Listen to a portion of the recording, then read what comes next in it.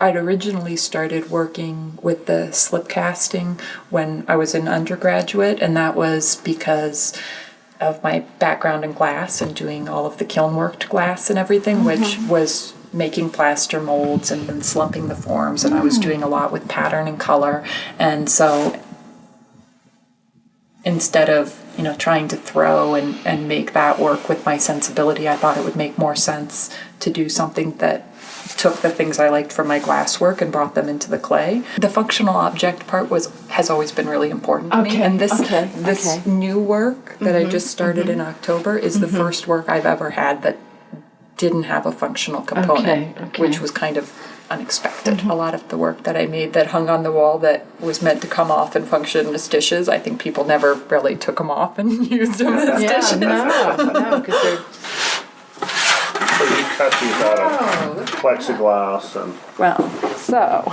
You are like an engineer, aren't you? Because I want these pieces to nest perfectly into one another, and I also have the half piece of that should nest right up in there, and entered it all into a computer program.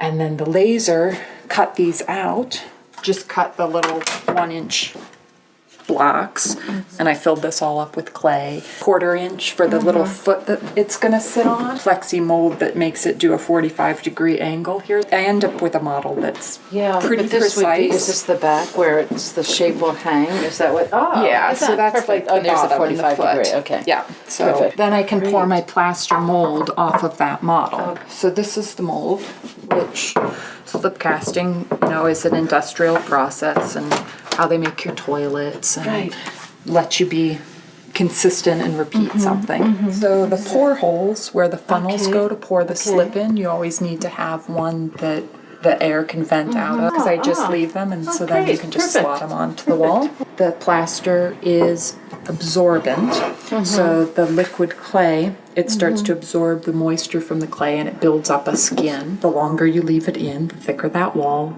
gets, and you have to keep feeding the mold.